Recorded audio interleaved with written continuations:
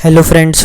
तो दोस्तों आज हम देखेंगे जो प्रीवियस ईयर क्वेश्चंस आ रखे हैं दिल्ली कांस्टेबल के पेपर में, उसके कुछ इंपॉर्टेंट क्वेश्चंस देखते हैं जो पहले भी आ चुके हैं। तो चलिए स्टार्ट करते हैं।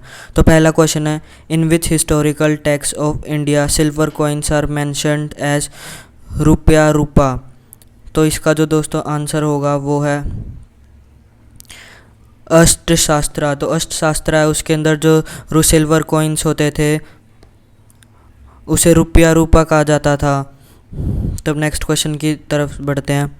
Which organisation formulate fiscal policy in India. तो दोस्तों इसका आंसर होगा मिनिस्ट्री ऑफ फाइनेंस। जो मिनिस्ट्री ऑफ फाइनेंस है हमारी, वो फिशल पॉलिसी को बनाती है।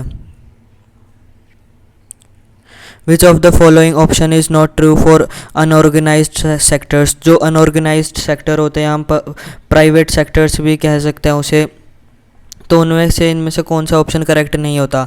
तो देखते हैं, no provision for overtime work. Overtime work के लिए कोई प्रोविज़न नहीं है कभी भी। There is provision for paid leaves. Paid leaves के लिए प्रोविज़न है, मतलब एक तरीका है कि आपको मिलेंगी नहीं मिलेगी। फिर उसके बाद unsecure employment largely outside control of government. तो क्या आता है, इसके ऑप्शंस देख लीजिए। जो पहला है ओवर टाइम वर्क, तो वो तो कभी भी करवा ही लेते हैं प्राइवेट सेक्टर्स में, उसमें कोई फिक्स्ड वो नहीं होता, तो ये भी होता है। दूसरा एम्प्लॉयमेंट जो होती है हमारी अनसिक्योर होती है, और उसके बाद ये गवर्नमेंट से बिल्कुल ही बाहर होती है। तो इसका जो करेक्ट आंसर होगा, there is provision for paid leaves. तो ये वाला ऑप्शन इसके अंदर नहीं है क्योंकि यहाँ पे हमारे से नोट पूछा है, तो हम नोट वाले का आंसर होगा there is provision for paid leaves. फिर उसके बाद नेक्स्ट है, in which year economical liberalisation took place in India. तो इंडिया के अंदर इकोनॉमिकल लिबरलाइजेशन कब आई थी, तो ये आई थी 1991 के अंदर। Which among the following is not a function of RBI. तो आरबीआई का कौन सा फंक्शन नहीं है, तो मॉनेटरी मैनेजमेंट, तो ये भी फंक्शन है। गवर्नमेंट डिबेट मैनेजमेंट, तो इसके अंदर भी आरबीआई का फंक्शन होता है। फॉरेन एक्सचेंज के अंदर भी आरबीआई का ही रोल होता है। और उसके बाद लास्ट ऑप्शन होता है एक्सपेक्टिंग डिपॉजिट्स फ्रॉम कस्टमर। तो जो आरबीआई है वो कस्टमर से डिपॉजिट नहीं लेता, तो इसमें नोट पूछा है तो इसका आंसर होगा फोर्थ, और बाकी सारे ऑप्शन गलत हो जाएंगे। फिर नेक्स्ट है, in an each adult citizen must have one vote and each vote must have one value. तो जो एडल्ट सिटीज़न होता है किसी भी कंट्री के अंदर, उसकी जो एक वोट होगी उस हर एक व्यक्ति की, और एक वोट की वैल्यू वन ही होगी।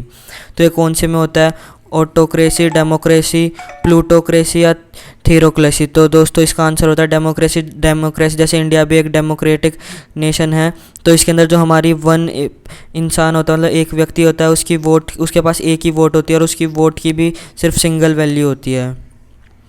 नेक्स्ट क्वेश्चन देख लेते हैं, प्रोविजन ऑफ एडमिशन और establishment of new state is given in which of the article of Indian constitution. तो इंडियन कॉन्स्टिट्यूशन के अंदर कि हम नई स्टेट का निर्माण कर सकते हैं या फिर उसके एरिया में चेंज वगैरह कर सकते हैं, तो ये कौन से आर्टिकल के तहत दिया गया, तो ये दिया गया है दोस्तों आर्टिकल नंबर 2 के अंदर।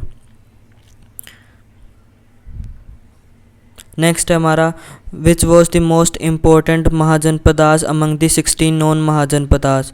तो दोस्तों जो 16 महाजनपदास थे उनमें से सबसे मोस्ट इम्पोर्टेंट जो थे उसका नाम था अंगा।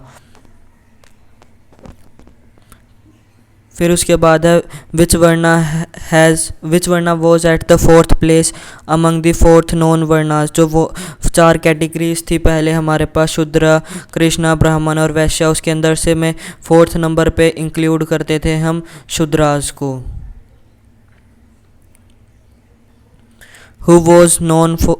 Who was the founder of Satyashodhak Samaj. तो दोस्तों इसके जो फाउंडर थे वो थे ज्योतिराव फुले।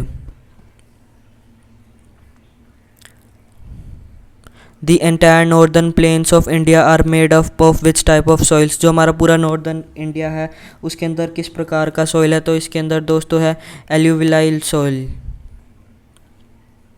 तो दोस्तों इसी के साथ हमारी आज की वीडियो ख़त्म होती है। वीडियो पसंद आई तो लाइक करिए, शेयर करिए और कमेंट करिए, और आने वाली वीडियोज़ के लिए चैनल को सब्सक्राइब करिए।